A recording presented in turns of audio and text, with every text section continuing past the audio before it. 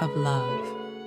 A story I call The Train Station Goodbye That Became Forever.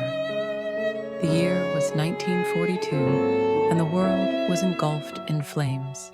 War raged across Europe and the Pacific, and young men were being sent off by the thousands, leaving behind families, lovers, and the lives they once knew. In New York City, the heart of America pulsed through its streets, but it was also a city of goodbyes. The war had changed everything. The neon lights of Broadway still flickered, but now they cast shadows over a nation in mourning and uncertainty. In the middle of it all stood Grand Central Station, a monument of movement and transition, its celestial ceiling painted with constellations that watched over millions of journeys.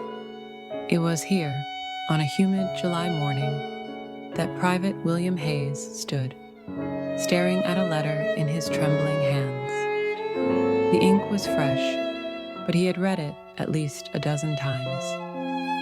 His mother's words offered reassurance, but he could still sense the unspoken fear between the lines. His father had shaken his hand proudly when he left their Brooklyn home that morning, but his mother had barely been able to hold back tears. He was heading to Fort Dix, New Jersey, for his final training before deployment. The war was no longer just newsreels and headlines. It was real. William let out a breath and folded the letter just as a voice, soft yet confident, cut through the din of the station. "Is everything all right, soldier?" He turned to see a young woman standing beside him. Her auburn hair was tucked neatly under the cap of her nurse's uniform. She was holding a cup of coffee, the steam curling upward in the morning air. She had a kind smile, one that felt like it belonged to an old friend rather than a stranger. "Yeah," William replied, clearing his throat. "Just heading out." She nodded, taking a sip of her coffee. "Well, if you ever need a reason to come back, New York has the best coffee in the world." He chuckled at that, running a hand through his neatly trimmed brown hair. "I'll keep that in mind." They stood there for a moment, the world around them rushing past in a blur of uniforms, hurried steps, and tearful farewells. But for the two of them, time had slowed. Maggie introduced herself, Margaret Sullivan, but everyone called her Maggie. She had been training at Bellevue Hospital, working long shifts, and seeing more than her fair share of young soldiers who had already returned from battle, some in better shape than others. She didn't say it outright, but he could tell she carried the weight of those memories. William found himself talking to her more freely than he had expected. They discussed books. She loved Hemingway. He preferred Fitzgerald. She told him about the way the city changed at night, how the wartime curfews had quieted the streets but hadn't dimmed its spirit. He told her about his dream of being a writer, of capturing life in words. But time wasn't kind. The overhead speakers crackled, announcing the final boarding call for his train. The moment stretched, a quiet tension settling between them. She hesitated, then spoke quickly. "Promise me you'll write." Something in William's chest tightened. He had known her for barely half an hour, but the idea of not speaking to her again felt like losing something precious before he had the chance to understand it. "I promise," he said. Then, with one last glance over his shoulder, he boarded the train. 2 years of letters. The war stole time, but letters gave it back. William kept his promise. From training camps in New Jersey to battlefields in France, he wrote to Maggie. His words described a world far removed from New York, trenches filled with mud and fear, skies blackened by bombers, the eerie silence that followed explosions. But he never let the war consume his letters. He asked about her patience, about the city, about the way the autumn leaves looked in Central Park that year. Maggie wrote back with stories of home, how the newsstands at 42nd Street still sold their favorite novels, how she had started reading his letters aloud to fellow nurses who swooned over his poetic descriptions.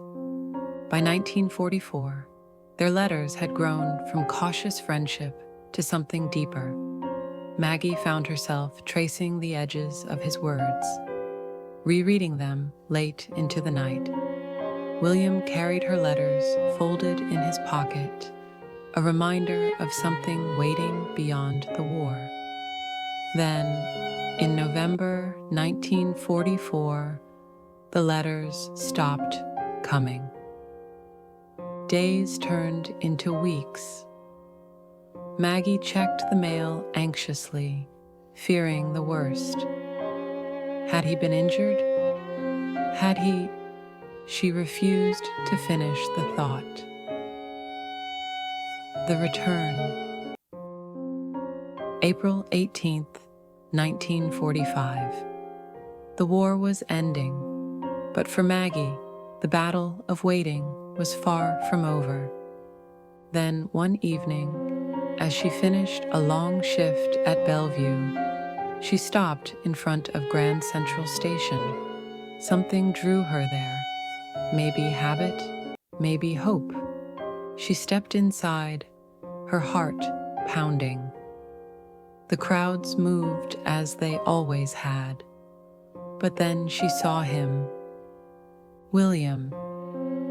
He was thinner, his uniform worn, but his eyes, the same deep brown she had memorized, were locked onto her. In his hand, he held a small bouquet of daisies. Maggie ran to him.